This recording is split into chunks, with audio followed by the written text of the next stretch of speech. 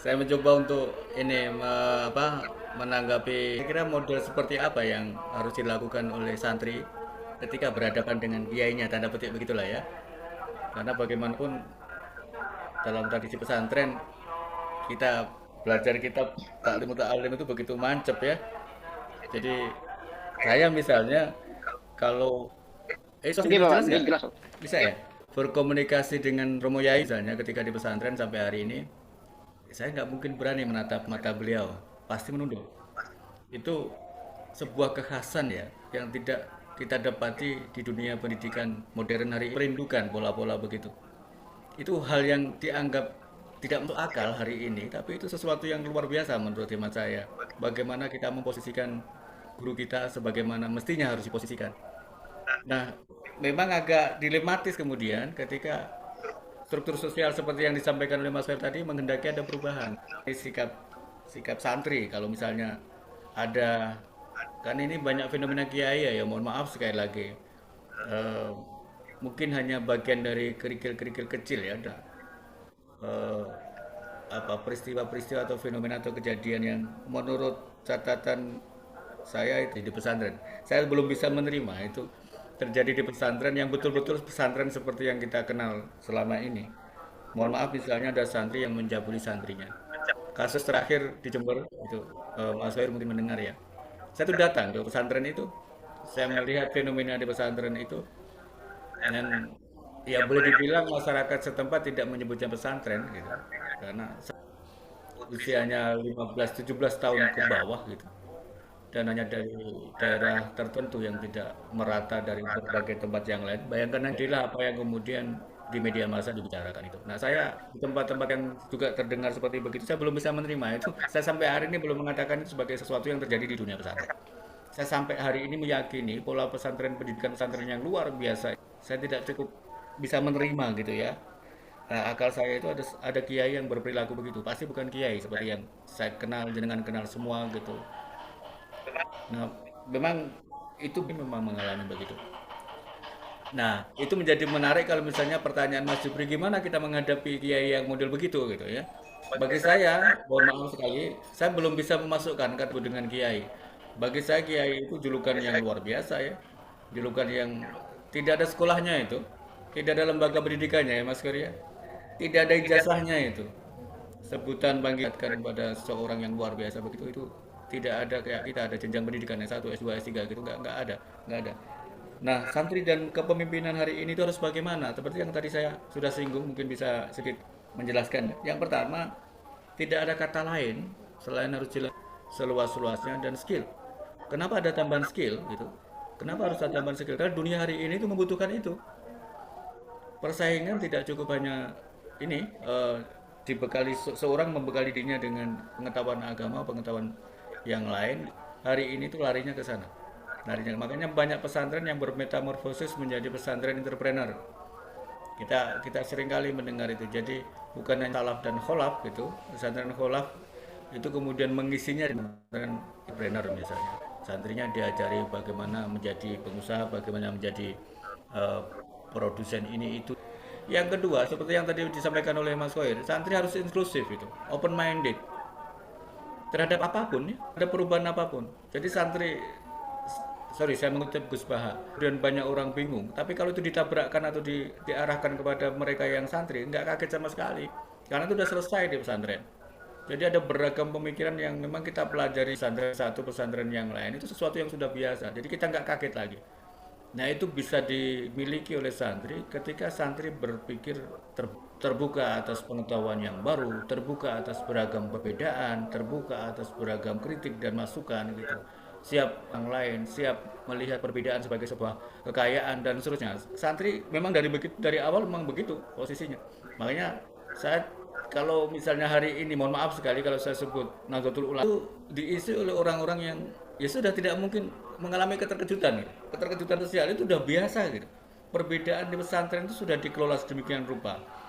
Buah-buahnya itu yang kemudian seperti Mas Soyer, seperti teman-teman ini, itu tidak lagi ada keterkejutan-keterkejutan ketika melihat sebuah perbedaan, itu hal yang biasa saja.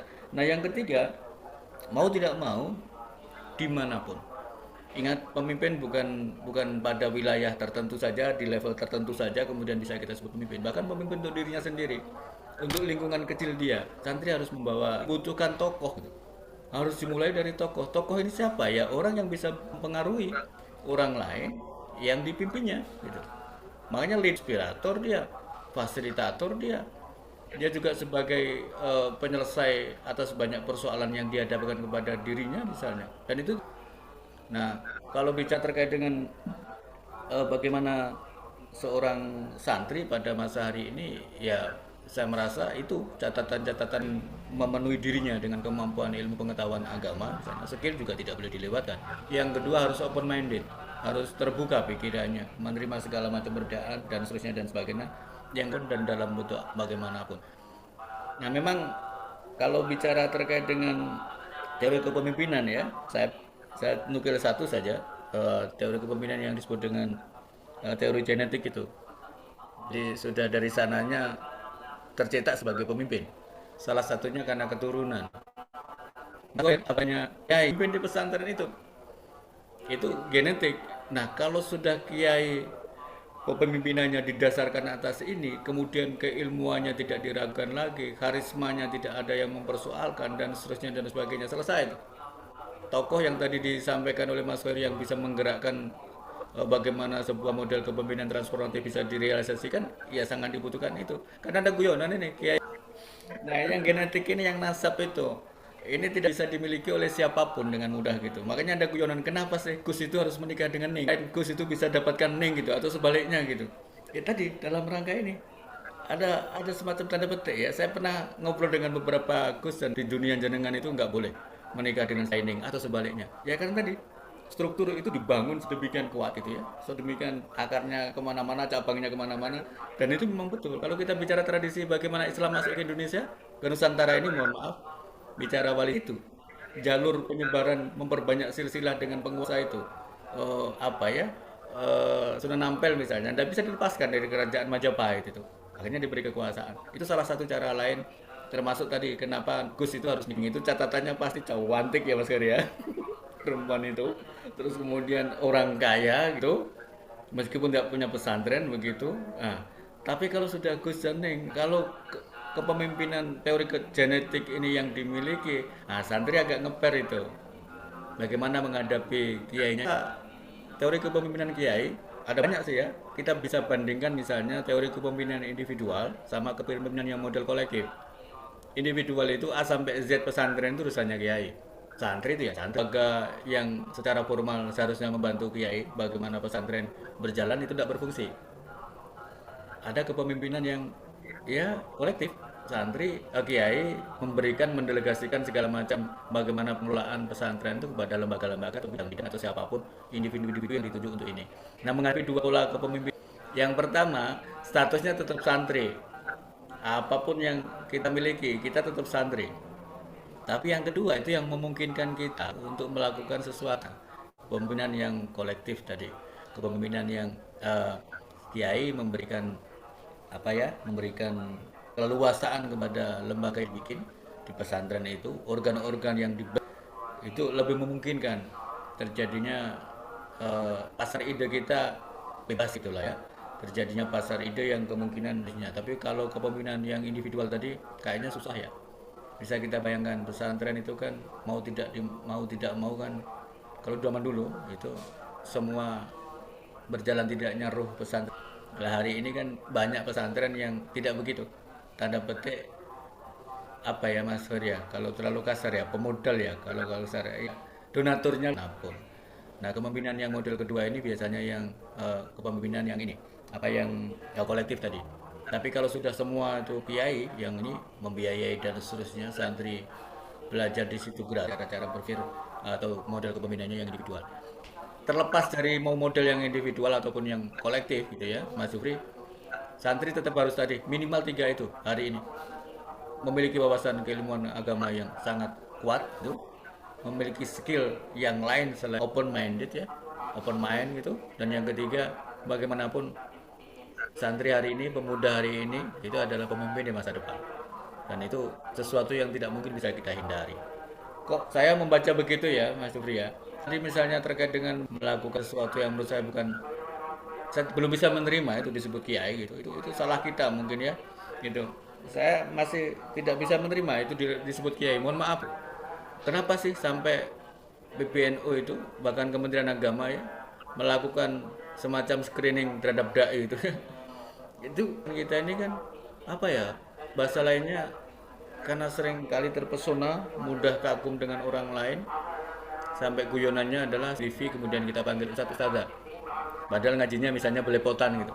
Kita kemarin disuguhi dengan fenomena itu tuh, disebut ustadzah tapi ngajinya belepotan itu. Makanya kemudian Kemenak, MUI, NU merasa berkepentingan untuk biar masyarakat tidak gampang dibodohi, tidak gampang disesatkan oleh yang begitu, sesatkan tanda petik ya, oleh model-model begitu. Makanya perlu ada semacam screening untuk ini layak tidak menjadi penceramah, menguasai keilmuan yang apa dan sebagainya.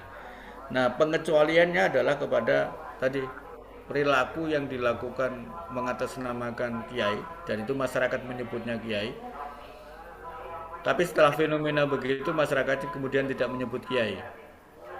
Kalau saya pengalaman terakhir ke Jember itu, ke lokasi di mana ada geger-geger begitu, masyarakat tidak menyebutnya kiai. Dari dulu saya tidak pernah menyebut kiai katanya. Itu hanya guru ngaji. Itu bukan pondok, itu hanya langgar, itu hanya musola gitu. Nah sekarang gimana setelah kejadian itu? Ya sudah, itu nggak ada lagi, nggak ada langgar, nggak ada ini, nggak mungkin kita minta untuk jadi imam ngaji, pimpin tahlil dan seterusnya dan sebagainya. Masyarakat kerja sana.